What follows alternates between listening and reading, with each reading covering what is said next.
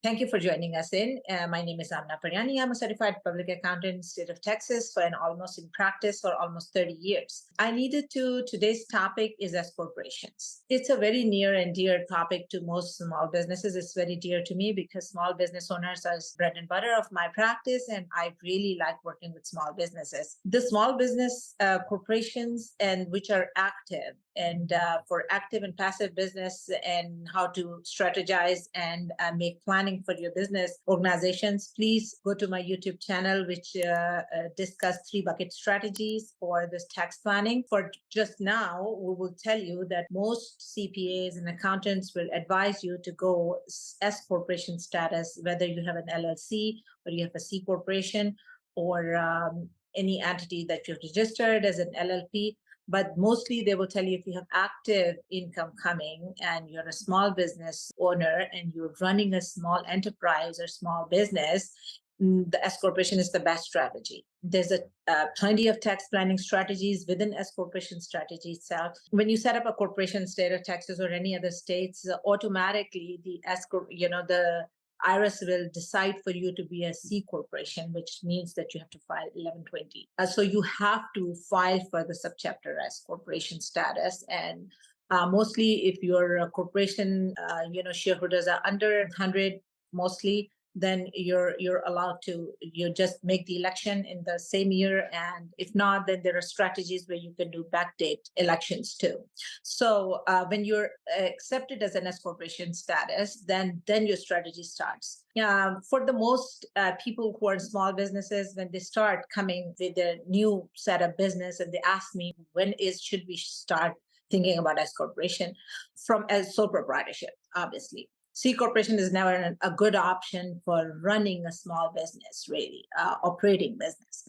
So at that time, I tell them, look, you have to calculate your savings, tax savings, versus the maintenance fee that you have to pay to get the payroll running. Because if you're an operating business on S corporation and you're making money, then you're required to take some reasonable compensation. We will discuss this later in the video, but for now, what is the savings part of it? And when should you decide that when to take a S corporation status? Is very important for the business owners mostly. So I generally tell them that first of all, you have to see what is the maintenance expense for you to go and take the subchapter S corporation from sole proprietorships mostly. Set up a company. So set up a company and going forward, taking the payroll and going forward, you have to keep them, either way, you have to take a very good bookkeeping strategy for your business. You should have to have it and then compare it. Mostly if your actual net income is almost close to 40,000, then it's a good point to think about starting to convert your entity from first into registering the entity in a state and then file for S corporation. And secondly, if I tell them if you're paying more than $3,500 in self-employment tax, then think about it, because then maybe it's time for you to think to convert your entity to an S corporation. So those are two simple rules to look for. But going forward, what is the S corporation status? It's basically a legal pass-through status for your income. What it means is that you will be reporting the distribution part of your income and also your salaries from S corporation on your personal 1040. So it avoids double tax, basically. That's the whole idea. Okay. Then people are saying, well, what's the big advantage? The advantage is that anywhere you have to first pay employment tax and then your income tax, or you have to pay the distribution tax, the tax on the distribution of your C corporation income, and then the income tax on the same. It's a double taxation. To avoid that, the S corporation is the best strategy. And how much compensation?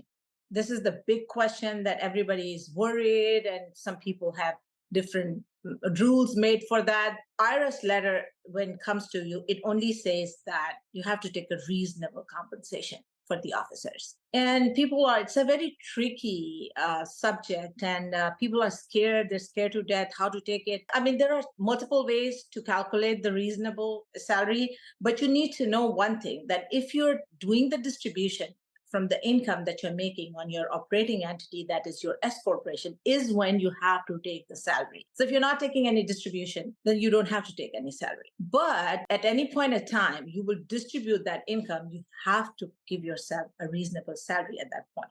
So the strategy to kind of do the different people have different rules, 60-40 rules. You've heard about 50-50 rules. You've heard about 50% of your distribution, 60% distribution should be salary, 40 should be the distribution. So there are different ways people calculate, and there's no calculation IRS actually have given you as a standard. So what is reasonable compensation for your specific profession or specific line of business that you're doing? The owners are required to draw that salary. And if you have 5 owners and all those 5 owners are actually participating, they all have to draw a reasonable salary. Thank you very much for joining me. And this is your CPA Amna Paryani. And please keep watching, subscribe our YouTube channel, and please go, and we have some guides that are available, the S corporation strategies and saving plans and compensations on our website, paryanicpa.com. Thank you very much.